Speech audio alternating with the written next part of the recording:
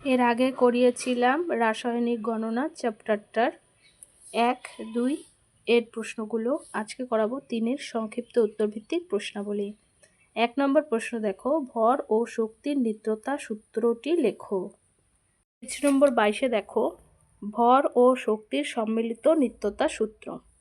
কোনো রাসায়নিক বিক্রিয়ার আগে ও পরে পদার্থের ভর ও শক্তির মোট পরিমাণ সর্বদা সমান থাকে।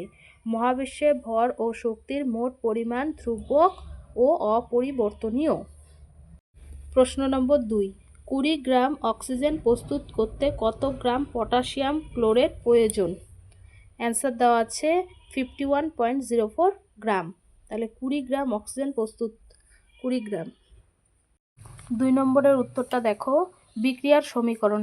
এখানে কি বলছে? Potassium chlorate. তাহলে পটাশিয়াম ক্লোরেট যে লেখা আছে 2KClO3, এটার হচ্ছে ব্যালেন্সটা 2KCl প্লাস CO2 2, তাহলে হচ্ছে KCl, এটা দেখো এর ভরটা দেওয়া আছে 39 প্লাস 35.5 প্লাস 3টা যেহেতু ও 16, 3 16 48। তারপরেরটা হচ্ছে যে 3, ও হচ্ছে অক্সিজেন হচ্ছে 16, 16 করে 16 দুগুণি 32। এগুলো সব ক্যালকুলেট করার পর 245G আর এটা 96G। দেখো 96টা O2 প্রস্তুত করতে দরকার হবে কত? 245 গ্রাম KClO3।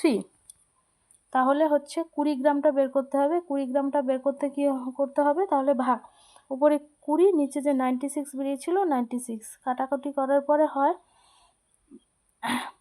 1225/24।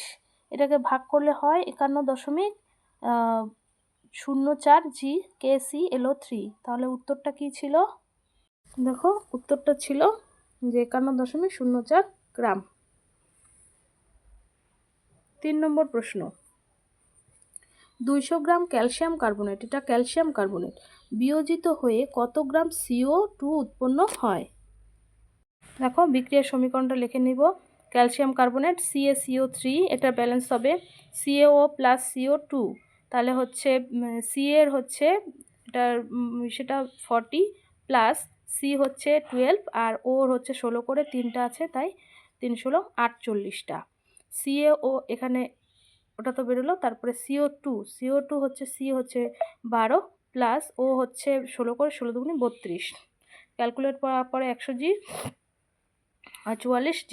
তাহলে হচ্ছে 100 গ্রাম ক্যালসিয়াম কার্বনেট বিয়োজিত হয়ে 44 গ্রাম CO2 উৎপন্ন হবে। এখন 200 গ্রামটা করতে হবে। তাহলে 200 গ্রাম করলে কি হবে? 200 গুণ 44 নয় 100, কাটাকুটি করলে কি হয়? 88 গ্রাম। দেখো উত্তর দেওয়া আছে, অ্যান্সার 88 গ্রাম। 4 নম্বর প্রশ্ন, 65.4 গ্রাম দস্তালঘু H2SO4 এর সঙ্গে সম্পূর্ণরূপে বিক্রিয়া করে এসটিপিতে কত আয়তনে H2 উৎপন্ন করবে?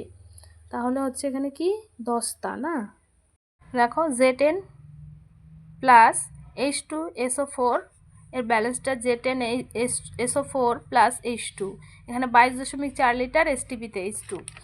তারপরে দেখো তাহলে 65.4 গ্রাম দস্তা থেকে উৎপন্ন H2 হচ্ছে 22.4 লিটার। এখন যদি এটা H2টা সম্পূর্ণ বের করা যায়, তাহলে 22.4 ইন্টু এই যে দেওয়াই আছে 65.4/65.4, এই 65.4 65 মানে এটা কাটা দিলে 22.4 লিটার, মানে এটা দেখো 4 নম্বরটার উত্তর 22.4 লিটার।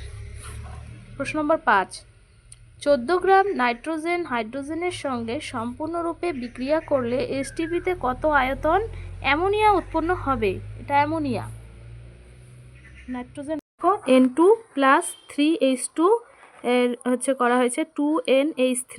তাহলে এসটিপিতে 1 মোল NH3 মানে 22.4 লিটার যদি হয়, তাহলে দুইটা বলছে যে দুইটা, তাহলে দুইটা হবে 22.4 ইন্টু 2, তাহলে 44.8 লিটার। তাহলে হচ্ছে N2 কত? N2 হচ্ছে 14, যেহেতু দুইটা আছে তাহলে 14 দুগুণি 28 গ্রাম। তাহলে এসটিপিতে 28 গ্রাম নাইট্রোজেন ও হাইড্রোজেন এর বিক্রিয়ায় প্রাপ্ত NH3 কত হবে? 44 এই যে বের করলাম যে 44.8 লিটার। তাহলে 14 গ্রাম N2 ও H2 এর বিক্রিয়ায় প্রাপ্ত NH3 14 গ্রাম বলছে এখন, তাহলে 44.8 ইন্টু 14/28, এই যে 28, কাটাকাটি করলে হয় 22.4 লিটার। যে প্রশ্ন নম্বর 5-এর উত্তরটা আছে 22.4 লিটার। প্রশ্ন নম্বর 6, কত গ্রাম কার্বন অক্সিজেনের মধ্যে দহন করলে এসটিপিতে 11.2 লিটার CO2 উৎপন্ন হবে? কার্বন অক্সিজেনের মধ্যে দহন করলে এসটিপিতে 11.2 লিটার CO2 উৎপন্ন।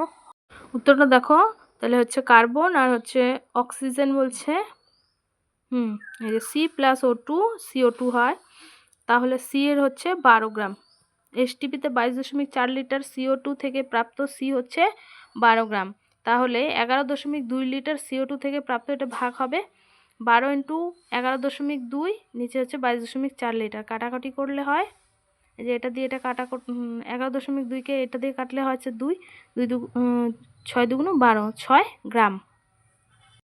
6 নম্বর প্রশ্নের উত্তরটা দেখো, অ্যান্সার আছে 6 গ্রাম।